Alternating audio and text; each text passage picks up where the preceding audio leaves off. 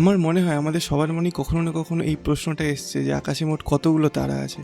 যদি কেউ আমাদের এই প্রশ্নটা জিজ্ঞেস করে তাহলে আমরা সহজেই বলে দিতে পারি 32,34,33,720টা। আর যদি প্রশ্নকর্তা এই উত্তরটা বিশ্বাস না করে তাহলে আমরা সহজেই বলে দিতে পারি গুনে দেখে নাও। কিন্তু সেও জানে এবং আমিও জানি যে আমি যে উত্তরটা দিয়েছি সেটা আমার নিজের বানানো। যে সংখ্যাটা আমি বলছি তার জায়গায় যে কোনো বড় সংখ্যা বলে দিলেই চলতো। কিন্তু আসল কথা হলো আকাশে মোট কত তারা আছে সেটা গুনে দেখা প্রায় অসম্ভব। আচ্ছা ধরা যাক আমরা আকাশের দিকে তাকিয়ে 1 সেকেন্ডে মোট 5টা তারা গুনতে পারি, তাহলে 1 ঘন্টা ধরে টানা যদি একটাও ভুল না করে এরকম আমরা তারা গুনতে থাকি তাহলে মাত্র 18,000 তারা গুনতে পারবো। রাতের দূষণমুক্ত আকাশে যেরকম কত 18,000 তারা গুনতে হবে তার শেষ নেই। কিন্তু এই প্রায় অসম্ভব কাজও মানুষ সম্ভব করে দেখিয়েছে।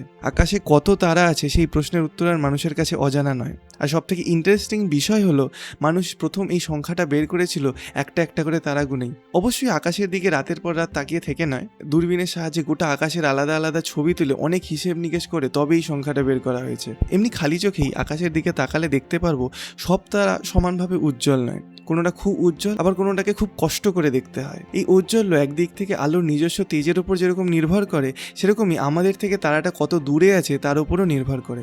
তারাটা যত দূরে থাকে সেটা থেকে আসার আলোর তীব্রতাও তত কম হয়।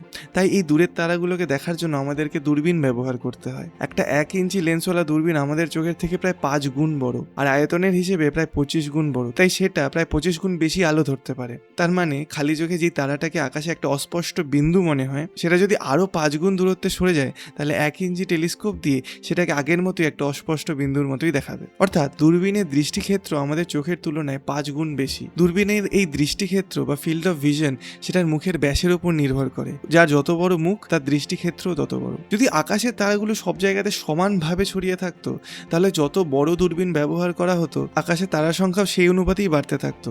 কিন্তু বাস্তবে সেটা হয় না। তাহলে সেই তারাগুলো গেল কোথায়? অনেক বৈজ্ঞানিকের মতে সূর্যের চারপাশে অনেক নক্ষত্র আছে, কিন্তু তারপর থেকে তাদের সংখ্যা কমে আসছে। এই অসামঞ্জস্য থেকেই কোথাও না কোথাও গ্যালাক্সির আইডিয়াটাও এসছে। যাই হোক, এখন আসি আমাদের প্রথম প্রশ্নে, তাহলে আকাশে ঠিক কতগুলো নক্ষত্র আছে? খালি চোখে আমরা প্রায় 4,500 নক্ষত্রের কাছাকাছি দেখতে পারি। আমাদের গ্যালাক্সি বা মিল্কি ওয়েতে প্রায় 10,000 কোটি তারা আছে। আর গোটা বিশ্ব ব্রহ্মাণ্ডে এখনো পর্যন্ত আমাদের হিসেব অনুযায়ী, আমাদের বলছি কিন্তু এতে আমার কোনো ভূমিকা নেই, যাই হোক, এই বিশ্ব ব্রহ্মাণ্ডে প্রায় 1,00,000 কোটি কোটি কোটি মানে 1-এর পর 24টা শূন্য বসালে যেই সংখ্যাটা হবে ততগুলো নক্ষত্র আছে।